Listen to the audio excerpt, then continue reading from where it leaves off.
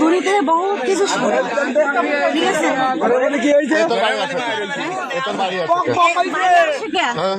তোর বাড়ি আসে হ্যাঁ তুই ফেরেস তোর বাড়ি আসে এই কথা এই এলাকায় তো আরো লোক আছে তোর বাড়ি আসে আচ্ছা পাশের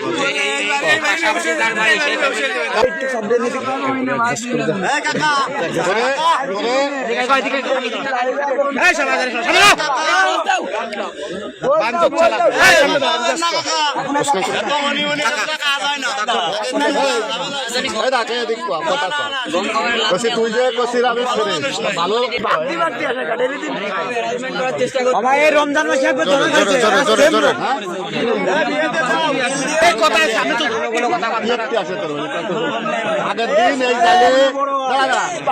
আগের দিন এই জালের ধরা খাইছে তোর বাড়ির তোর জালে পেয়েছে তুই বাবা বেছিস গাঁজা বেছিস আর এই সামলা করে আনে তুই এই অকা মরিস এর মাত্র সত্যি সেই রেকর্ডিং তো আমার কাছে আছে তুই বাবা বেছিস ওই মোল্লা বড়ায় কার কাছে আনিস বাবা সে সব কিছু স্বীকার গেছে সব কিছু স্বীকার গেছে এর কথা শুনুন কাকা কাকার কথা শুনুন কিছু কথা কেমনি কথা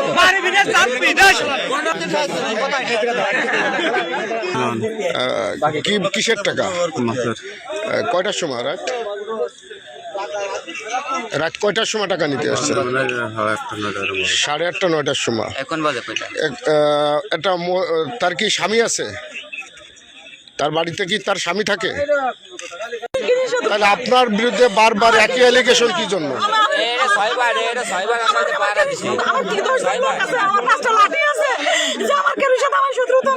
তাহলে কেন আপনার প্রতি বারবার একই অ্যালিগেশন একই অভিযোগ কি জন্য সেটা আমি কি করে জানি অবশ্যই কোনো সম্পর্ক আছে যদি থাকে সেটা বলেন সেটা সমাধানও আছে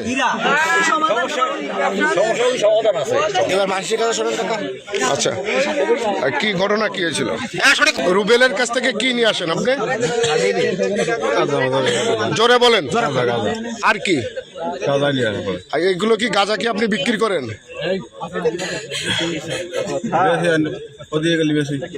ওর কাছ থেকে নিয়ে আসেন আবার দিয়ে গেলি বেচেন হ্যাঁ মানে আপনি বেচেন নাকি মহিলা সহ বিক্রি করে এই মহিলা বেচে না হ্যাঁ মহিলার সাথে আপনাকে ধরছে এই মহিলা কি হ্যাঁ আর কোনো মাদক বেচে কেবল বললি যে বড়ি বেচে গাঁজা বড়ি বেচে কে হ্যাঁ নাম কি আপনার নাম কি আর এই মহিলার নাম আপনি কার কাছ থেকে নিয়ে আসেন এই মাদক বাড়ি কোথায় মোহাম্মদ মতিয়ার রহমান খান 4 নং ওয়ার্ডের সভাপতি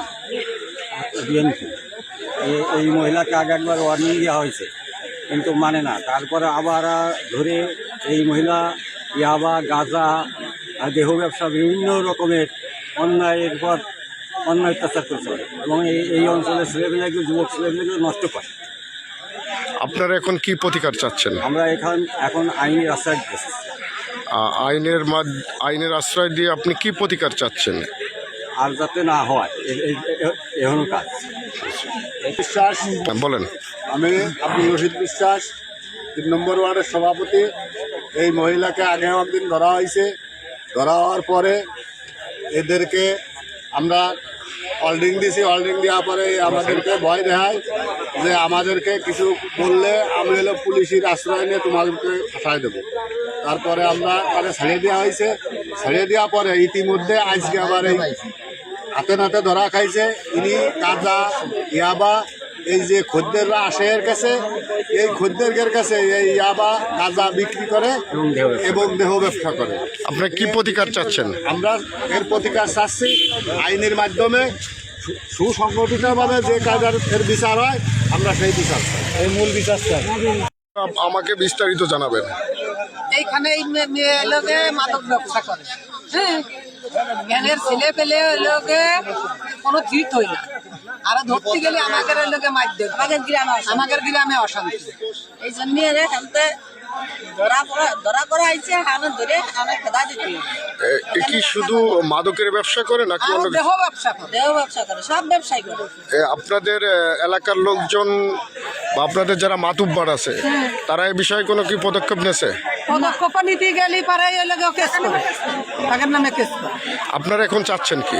এখন চাষিদের বাড়ি ঘর আনতে লেগে চলে যাবি হ্যাঁ খেদা দিতে হবে। নাহলে আমাকে সাল পাল বিয়ে দেওয়া দিচ্ছে না, মেয়েদের বিয়ে দিচ্ছে না। গ্রামে যদি এরকম একটা দুর্ঘটনা ঘটে, সবাই তো নারী জাত, আমরাও তো নারী জাত। ওই একজনের নাকি 10 জন খারাপ, আমরা তারা তো দেখতেও পাচ্ছি না। তারা অন্য মানুষ আসতো, তারা আমরা উপকার করতে পারতাম, কিন্তু আমরা নিজেরটাই তাড়িয়ে দিতে হচ্ছে তাদের। ঠিক আছে। আমার পরিচয় বিসমিল্লাহির রহমানির রহিম, 8 নং জাগদার ইউনিয়ন জাতীয়তাবাদী শ্রমিক দলের সভাপতি আমি মোহাম্মদ লিয়াকত শেখ। এই মহিলা এর আগে এখানে কাঁচা ইয়াবা এবং দেহ ব্যবসা করে। আমরা সবাই এলাকাবাসী যখন তার সাথে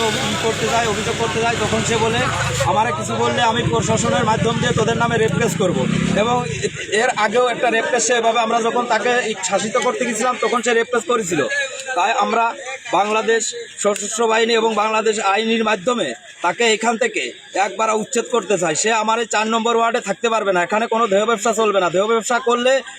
শহর আছে, সেখানে যে করবে।